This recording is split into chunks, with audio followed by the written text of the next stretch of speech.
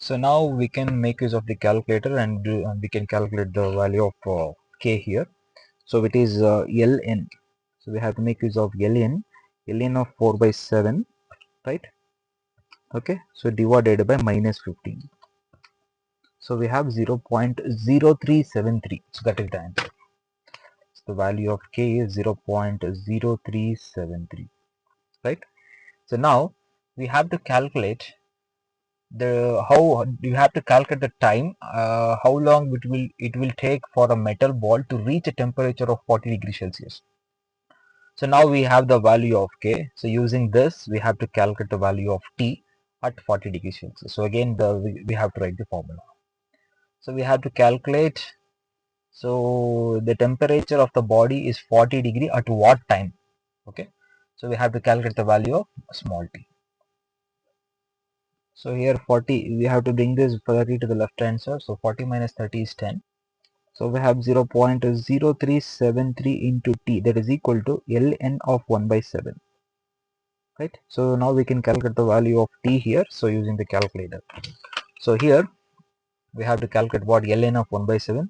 So ln of 1 by 7, right? So that is this value. So we have to divide that by, so minus 0.0373. So we got this value 52.1691. The answer is 52 minutes. So coming to the next question. So solve 4xy plus 3y square minus x into dx plus x into x plus 2y into dy equal to 0. So this differential equation is of the form mdx plus ndy equal to 0.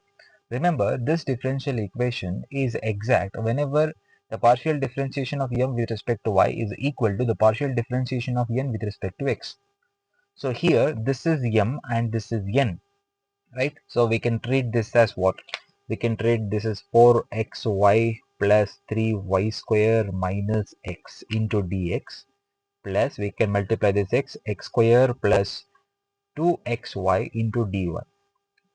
So this is m and this is n. The partial differentiation of m with respect to y is 4x plus 6y. So but here the partial differentiation of n with respect to x is 2x plus 2y. So they are not equal. The given differential equation is not equal. So we have to multiply the whole differential equation by an integrating factor x power a into y power b, so that the differential equation will become exact. So now let us multiply x power a into y power b on both sides. So we get, on simplification, so now we can treat this as m, right? And we can treat this as n, and this equation is exact. So once it is exact, so we can make use of this condition, right? So let us consider that now. So right, so let us calculate the partial differentiation of m with respect to y. So how can you do that? So here 4 into x power a plus 1 is constant. So let us write that as it is.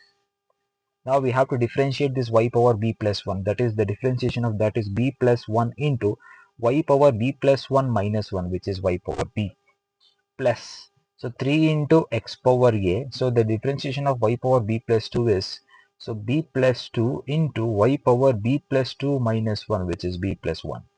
So minus x power a plus 1 into the differentiation of y power b is b into y power b minus 1. Now let us calculate the partial differentiation of n with respect to x. So here y power b is constant. So the differentiation of x power a plus 2 is a plus 2 into x power a plus 2 minus 1, which is a power which is x power a plus 1, plus.